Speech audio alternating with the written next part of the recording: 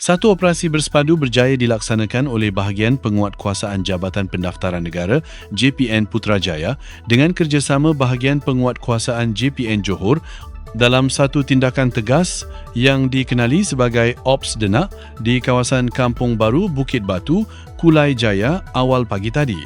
Dalam operasi tersebut, pihak berkuasa berjaya menahan 7 individu yang merupakan warga Filipina selepas mereka dipercayai terlibat dalam pemilikan dokumen pengenalan diri yang bukan milik mereka sendiri. Tindakan ini adalah hasil daripada risikan rapi yang telah dijalankan selama kira-kira 2 minggu sebelum operasi dilaksanakan. Menurut sumber penguatkuasa, risikan tersebut memberi petunjuk jelas mengenai kewujudan penggunaan salinan dan kad pengenalan milik orang lain yang disyaki digunakan bagi tujuan tertentu yang kini sedang dalam siasatan lanjut pihak berkuasa.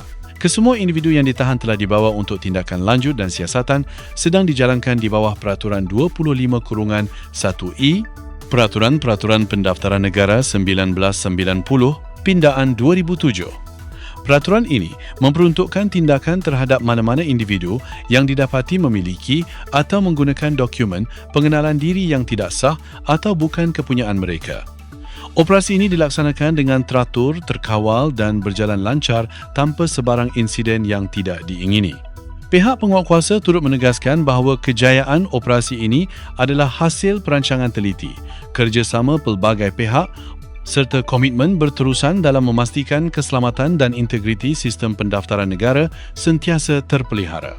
Dalam perkembangan berkaitan, pihak berkuasa juga menegaskan bahawa tindakan tegas seperti ini akan terus dipertingkatkan dari semasa ke semasa bagi membantera sebarang bentuk penyalahgunaan dokumen pengenalan diri di negara ini. Ia termasuklah aktiviti pemalsuan, pemilikan tidak sah serta penggunaan identiti orang lain yang boleh menjejaskan keselamatan dan ketenteraman awam. Orang ramai turut diingatkan supaya tidak terlibat dalam sebarang aktiviti yang melanggar undang-undang berkaitan dokumen pengenalan diri. Kerjasama masyarakat amat penting dalam membantu pihak berkuasa mengekang sebarang bentuk salah laku yang boleh mengancam sistem keselamatan negara.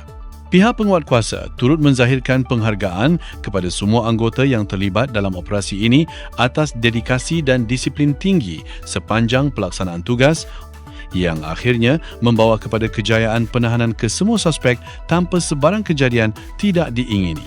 Kes ini kini sedang disiasat sepenuhnya dan perkembangan lanjut akan dimaklumkan dari semasa ke semasa oleh pihak berkuasa berkaitan. Dengan kejayaan Ops Denak ini, ia sekali lagi menunjukkan komitmen berterusan pihak penguatkuasa dalam memastikan undang-undang negara dipatuhi tanpa kompromi demi keselamatan dan kedaulatan sistem identiti negara.